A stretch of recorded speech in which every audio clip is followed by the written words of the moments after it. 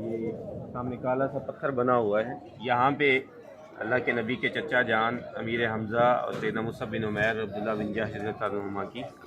قبر ہے، ایک ہی قبر ہے تینوں کی، اور وہ پیچھے آپ کو چھوٹی چھوٹی دیوار نظر آ رہی ہوگی، وہ باقی 8 شہداء کی قبریں، اور یہ امیر معاویہ رضی اللہ عنہ کے حکم پہ اس جگہ پہ مٹی ڈالی گئی تھی، کیونکہ یہ بھی اس وقت نیچی جگہ تھی، آپ کو شاید ابھی تھوڑا سا اس طرح محسوس بھی ہو رہا ہوگا کہ جگہ کو اونچا کیا گیا، تو یہاں پہ مٹی ڈال کے ان کے حکم پہ یہاں پہ قبریں بنائی گئی تھیں اور ان کو جو ہے یہاں پہ دفن کیا گیا۔ تو اللہ کے نبی صلی اللہ علیہ وسلم جب بھی قبروں پہ آتے تو ایک تو پہلے یہ قبرستان کے جو کچھ اصول ہیں وہ یاد رکھنے چاہیے کہ اللہ کے نبی صلی اللہ علیہ وسلم نے صحابہ کرام کو فرمایا کہ میں نے پہلے تمہیں قبرستان پہ جانے پہ، قبروں پہ جانے سے منع کیا، یعنی ابتدائی اسلام میں صحابہ کرام کو قبروں پہ جانے کی اجازت نہیں تھی، پھر آپ نے کہا کہ اب میں تمہیں اجازت دیتا ہوں کہ تم قبروں پہ جاؤ، اور کس لیے جاؤ؟ تاکہ تم اپنی موت کو یاد کر سکو۔ تو یہ ذہن میں رکھنا چاہیے کہ قبروں پہ جانے کا، کسی کی بھی قبر ہو، وہاں پہ جانے کا اصل مقصود جو ہے وہ اپنی موت کو یاد کرنا ہے، کہ انسان یہ دیکھے کہ میں یہ کس مقام پہ ہوں اور یہ کون لوگ ہیں جو فوت ہو گئے، کیونکہ موت تو ہر ایک کو آنا ہے، تو انسان یہ سوچے کہ کیا میں اس جگہ پہ ہوں کہ ابھی اگر اللہ تعالیٰ کا حکم آ جائے تو کیا میں اللہ کے سامنے کھڑا ہو کے حساب دے سکتا ہوں؟ تو اگر تو ہم دے سکتے ہیں تو پھر تو بہت اچھی بات ہے، لیکن اگر نہیں دے سکتے تو یہ لمحہ فکریہ ہے اور اس کے لیے تیاری کرنی چاہیے۔ اور اسی طرح قبرستان میں جائیں تو دیکھیں، سوچیں کہ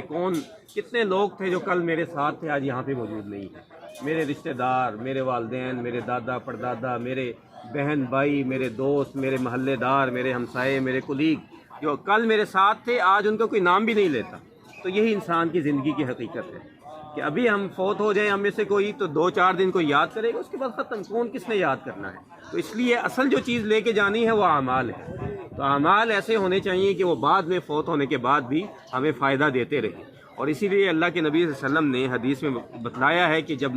آدمی فوت ہوتا ہے تو اس کے اعمال کا سلسلہ منقطع ہو جاتا ہے سوائے 3 چیزوں کے، اور وہ 3 چیزیں کون سی ہیں؟ سب سے پہلے تو اس کا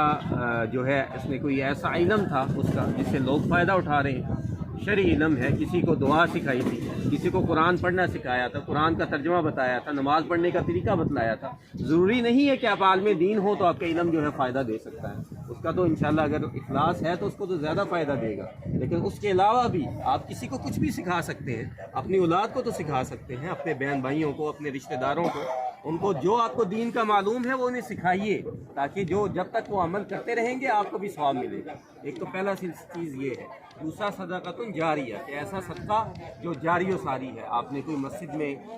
بنوا دی، مسجد میں قرآن رکھوا دیے، لوگ اسے تلاوت کرتے ہیں، مسجد میں صفحے بچھوا دی، لوگ ان پہ نماز پڑھتے ہیں، آپ نے کوئی پانی کا نل لگوا دیا، کوئی رستہ تھا اس کو خراب تھا اس کو بنوا دیا، تو یہ سب جو ہے یہ صدقہ جاریہ میں شامل ہے۔ اور اس کے بعد تیسری چیز ہے کہ نیک اولاد جو آپ کے لیے دعا کرے،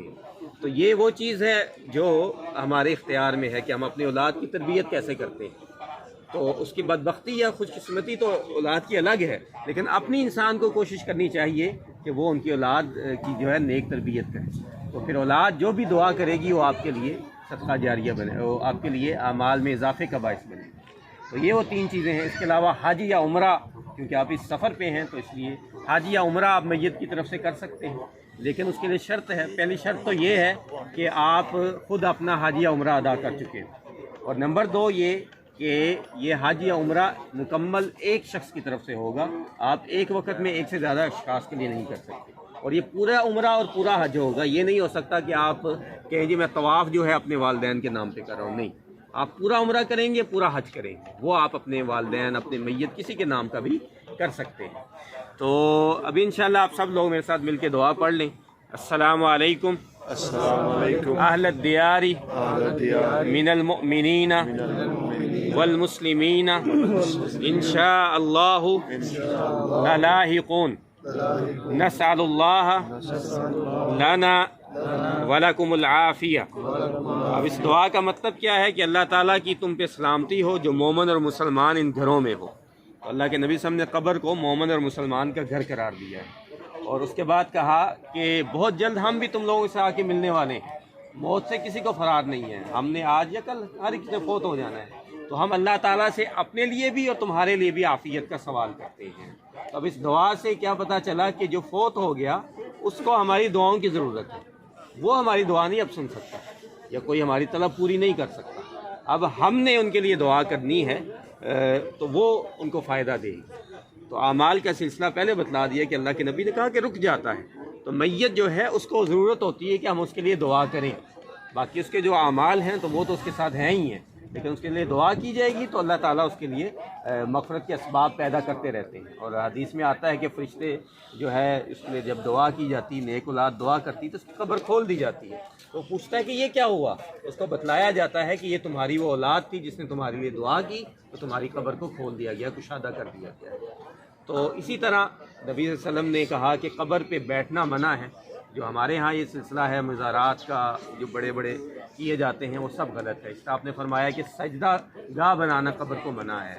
سجدہ گاہ میں ہر عبادت جو ہے وہ قبر پہ کھڑے ہو کے منع ہے۔ اسی طرح اللہ کے نبی نے کہا کہ اپنے گھروں کو قبریں مت بناؤ، تو پوچھا گیا کہ یہ کیا مطلب ہے؟ آپ نے کہا کہ اپنے گھر میں نماز کا اہتمام کرو اور تلاوت کرو۔ اس سے کیا پتہ چلا کہ یہ دو کام جو ہے قبر پہ کھڑے ہو کے منع ہے۔ قبر پہ آپ نماز نہیں پڑھ سکتے، قبر میں آپ پہ کھڑے ہو کے تلاوت قرآن مجید نہیں کر سکتے، ٹھیک ہے جی۔ تو اصالہ ثواب کے جو طریقے ہیں وہ شریعت نے بتا دیے ہیں، وہی میت کے لیے درست ہیں، اس کے علاوہ کوئی چیز درست نہیں ہے۔ اس کے علاوہ ہمارے بہت سے حاجی حضرات یہاں سے مٹی لے کے جاتے ہیں، ادھر سے یہ جبل رمات سے یا احد سے، اس کسی چیز کا کوئی فائدہ نہیں ہے۔ برکت انہی چیزوں میں ہے جن میں شریعت نے بتلا دی، اور وہ چیزیں مخصوص ہیں، وہ آپ کو معلوم ہے، ہر ایک کو۔ زمزم کا پانی ہے، کھجور ہے، زیتون کا تیل ہے، کلونجی کا دانہ ہے، عصمت سرما ہے، یا اس طرح کی اور چیزیں ہیں۔ اور اسی طرح وہ چیز جو خود اللہ کے نبی صلی اللہ علیہ وسلم نے استعمال کی ہو یا آپ کے جسم کا حصہ ہو، اس سے برکت لینا جائز ہے۔ اس کے علاوہ جو چیزیں ہیں جی، یہ آپ کی جو جوتوں کی تصویر ہے اس سے ہم برکت لے لیں، یہ درست نہیں ہے۔ آپ کے کرتے کی تصویر ہے اس سے ہم برکت لے رہے ہیں، یہ درست نہیں ہے۔ آپ کی جو استعمال شدہ چیز ہے، پہلی بات تو یہ ہے کہ وہ اب نایاب ہے، کسی کے پاس ہمیں صحیح معلوم ہی نہیں ہے کہ وہ چیز موجود ہے کہ نہیں موجود ہے۔ جو ہر گھر میں ہمارے ہاں جی یہ موئے مبارک ہیں، اللہ کے نبی کے بال ہیں، یہ درست نہیں ہے۔ اس کی پتہ بھی ہونا چاہیے، تصدیق ہونی چاہیے کہ اللہ کے نبی کے بال ہیں، تو ان سے پھر برکت لی جا سکتی ہے۔ اس طرح اللہ کے نبی صلی اللہ علیہ وسلم کی قبر کے اوپر جا کے جی یہ جالی آج لگائی گئی، اس سے کیسے برکت ہو سکتی ہے؟ یہ دیوار ابھی بنائی گئی ہے، اس سے کیسے آپ برکت لے سکتے ہیں؟ تو اصل وہی چیزوں سے برکت لی جا سکتی ہے جن کا قرآن اور حدیث نے ہمیں بتلا دیا، اس کے علاوہ وہ چیزیں جو ہیں ان سے برکت لینا درست نہیں ہے۔ اللہ تعالیٰ ہمیں یہاں پہ آئے ہیں تو ہمیں وہ عقیدہ دے جس پہ اللہ کے نبی صلی اللہ علیہ وسلم اپنی امت کو چھوڑ کے گئے تھے۔ اللہ کے نبی صلی اللہ علیہ وسلم نے کیا فرمایا کہ میں تمہیں جو ہے روشن دن میں چھوڑ کے جا رہا ہوں، اور جس کی جو رات ہے وہ بھی روشن ہے، یعنی کہ شریعت جو ہے وہ واضح ہے۔ تو جو اس میں الٹ پلٹ رستے تلاش کرتا ہے وہ غلط ہے۔ اللہ کے نبی صلی اللہ علیہ وسلم نے فرمایا کہ دین آسان ہے، اور کہا کہ دین نصیحت خیر خواہی ہے۔ تو خیر خواہی یہی ہے کہ دین کو آسان بنایا جائے، جیسا سادہ دین تھا اس کو ویسا ہی رہنے دیا جائے، اس میں مشکلات پیدا نہ کی جائیں۔ اللہ تعالیٰ ہمیں ہدایت دے اور صحیح بات پہ عمل کرنے کی توفیق دے۔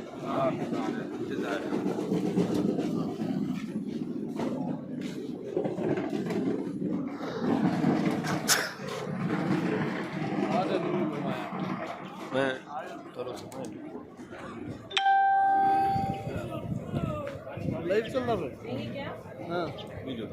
لائیو میں چلا رہا ہے۔